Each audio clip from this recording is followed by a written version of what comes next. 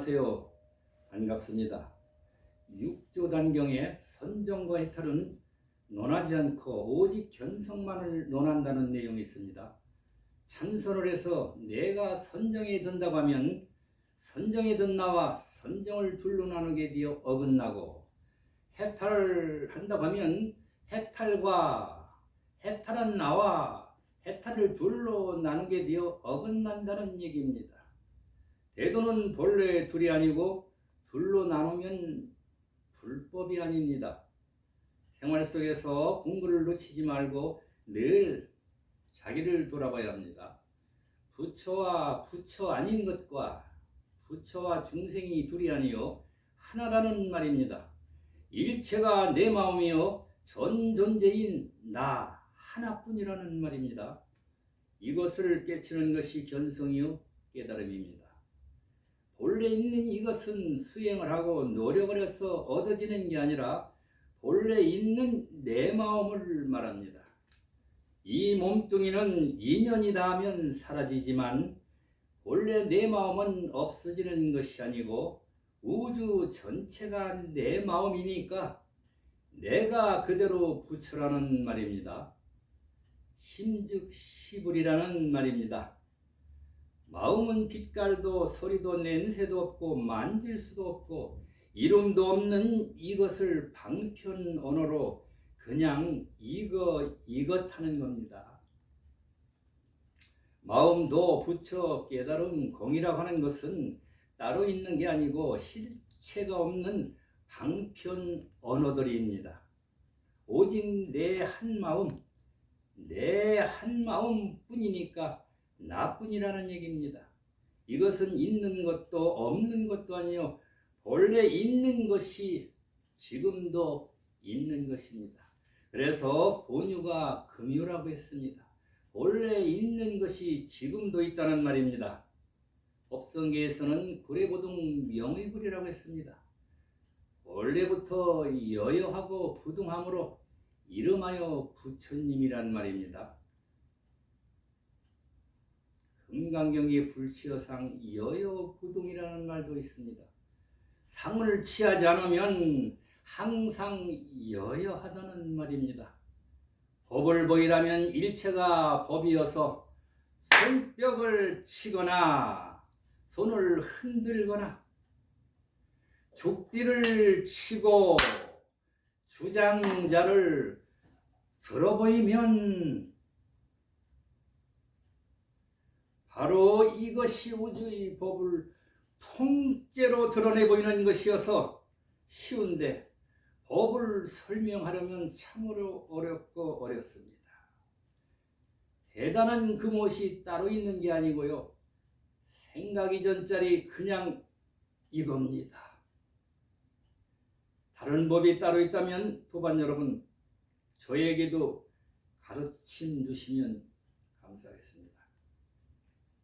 이 법은 소리를 내서 법을 드러내 보이던가 죽비로 이렇게 때리면 아야 하는 그놈이 살아있는 활불이요 부처라는 것을 직지인심으로 일깨워주는 겁니다.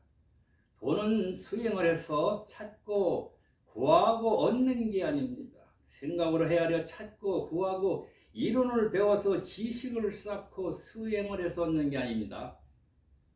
본래 있는 이겁니다. 이걸 어떻게 찾고 구하고 수행해서 얻겠습니까? 바로 지금 여기 실지하는 것은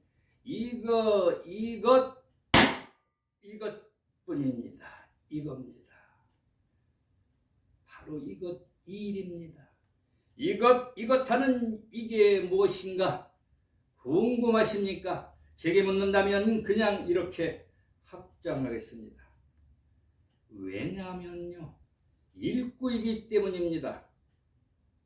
불기는 반복지도라는 말이 있습니다. 늘 잊지 마시고 듣고 또 듣고 경청하고 다시 경청하다 보면 반드시 툭 트여서 개합하고 깨달아서 확연하고 분명하고 통연 명백할 때가 옵니다. 그렇다고 해서 말 따라가서 계합이 따로 있고 깨달음이 따로 있고 통연 명백한 게 따로 있으면 그것은 망상입니다. 자신 있게 말하겠습니다. 몽땅 다 내려놓은 그 자리, 바로 이겁니다. 어려운 문자와 안설로서 설법을 해도 그것은 다 한 곳 본성을 가리키기 위한 것이지 다른 것은 없습니다. 미혹한 본부는 진리가 따로 있다고 자꾸 찾아다니니까 못 찾는 것입니다. 진리는 지금 여기 이대로 현존입니다. 그런데 저기 어딘가 진리가 따로 있는 줄 알고 찾아다녀야 되겠습니까? 아르마리로 공부를 한 사람보다는 차라리 처음 발심한 사람이 공부가 빠르다고 합니다. 눈이 스스로 보려고 한들 볼 수 있겠습니까? 손이 스스로 잡으려 한들 잡을 수 있겠습니까? 비유하자면 눈은 모든 것을 다 보는데 자기 눈은 못 봅니다. 손은 모든 걸 다 잡는데 자기 손은 잡을 수가 없습니다. 모든 사물을 보는 그곳에 눈이 있다는 것을 확인할 수 있습니다. 모든 사물을 보는 그대로 깨달음이요 우리의 생명입니다. 눈과 대상 경계가 불이요 손과 잡는 것이 불이요 둘이 아닙니다. 이게 개합이요 견성이요 깨달음이라고 하는 것입니다. 다른 것들을 잡는 거기에 손이 있지 않습니까?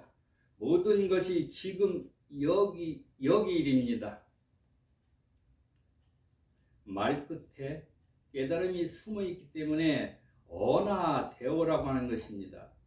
실체가 없는 말을 따라가니까 깨달음을 놓치는 것이요. 어느 말이나 그 말 속에 깨달음은 항상 함께합니다. 말이 언제 제 스스로 말을 합니까? 거기에 생명이 있으니까 말이 나오는 겁니다. 얼마나 절실하고 간절하게 공부하느냐가 관건입니다.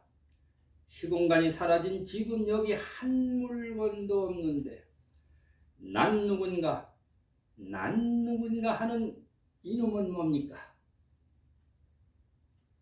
한 물건도 없는데 난 누군가 이것만이 홀로 드러나 있지 않습니까? 바로 이겁니다. 난 누군가 한자 한자가 살아있는 생명이요 열애입니다. 한 생각 돌이켜서 회광관조하면 그냥 여기 현존입니다. 말 따라가지 않으면 난 누군가 이게 바로 깨달음입니다. 난 누군가 간절히 묻고 질문할 때 마치 불청객이 찾아오는 것 같이 어느 날 문득 자기도 모르는 사이에 깨달음은 슬며시 다가와서 자기의 안목이 바뀌어 있는 것입니다. 법문을 듣다 보면 안목이 열리고 바뀌어 버리는 겁니다. 깨달음은 밤손님처럼 슬그머니 뒷문으로 찾아온다는 말이 있습니다. 발심하여 공부하면 반드시 자각할 수 있습니다. 관심을 기울여 간절한 마음으로 묻고 또 물어야 합니다. 다시 한번 말씀드리겠습니다. 난 누군가 시공간이 사라진 지금 여기 한 물건도 없는데 난 누군가 묻는 그놈이 답입니다. 묻는 그놈이 참나입니다.